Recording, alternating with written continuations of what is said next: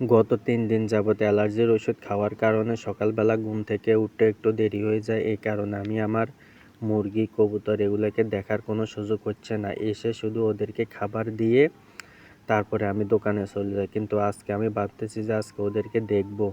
কারণ ওদের বাসায় কয়েকদিন আগে আমি ডিম দেখছিলাম, এই কারণে আসি ওদেরকে চেক করব কী অবস্থায় আছে। কিন্তু আজকেও সেই একই কাজ হলো। সকালে প্রায় 6:30টার মতো বাজে গেল ওদেরকে আমি ছাড়তে। তো ভাবতেছি যে এখন দেখব না, দুপুরে এসে দেখব। আমি চলে গেলাম দোকানে যাওয়ার পরে 5 মিনিট পরে একটা মহিলা কাস্টমার আসছে, বয়স্ক। উনি আসে বলতেছে যে আমার 1 কার্টন পানি লাগবে, বাসায় পানি নেই, কষ্ট করে এটাকে একটু আমার বাসার গেট পর্যন্ত পৌঁছায় দাও পানিটা।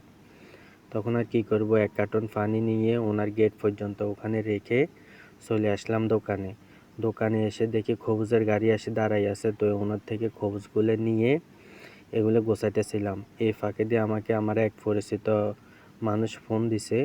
ওনার সাথে অনেক দিনে পরিচিত ছিলাম আগে, কিন্তু এখন ওনার সাথে থাকি না, এখন আমি আলাদা থাকি। এই কারণে উনি আসে ফোন দিছে, বলতেছে আমি এখানে আসছি, আসো।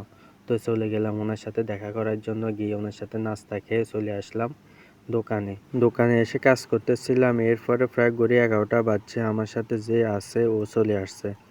ও আসার পরে তো আমি ওকে বলতেছি তুমি বসো, আমি একটু আসতেছি। তখন আমি চলে গেলাম আমার কবুতরের ঘরে, কারণ কবুতরগুলোকে আজকে না দেখলে আমার দুপুরে ঘুমে আসবে না। তাই ওদেরকে যে গিয়ে দেখলাম ওদের ভিতরে ওরা কী অবস্থায় আছে। যাই দেখি আলহামদুলিল্লাহ প্রথম যে কবুতরের বাসাটা সামনে, ওটার ভিতরে বাচ্চা দুটো নিয়ে বসে আছে। এরপরে দ্বিতীয়টা দেখলাম যে আলহামদুলিল্লাহ মাশাআল্লাহ ওইটাও বাচ্চা নিয়ে বসে আছে। আরেকটা বাসার ভিতরে দেখলাম যে মুরগি এসে ডিম পাড়ে রাখছে। মানে মুরগিগুলি এত দুষ্টামি করতেছে, ওরা বাইরে ডিম পাড়তেছে না, সবগুলো আসি কবুতরের সাথে ওখানে ডিম পাড়তেছে।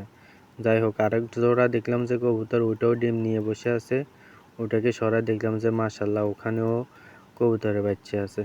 যাই হোক আলহামদুলিল্লাহ কবুতরগুলি সবগুলি ঠিক আছে। এখন আবার দোকানে চলে যাব। আল্লাহ হাফেজ, আসসালামু আলাইকুম।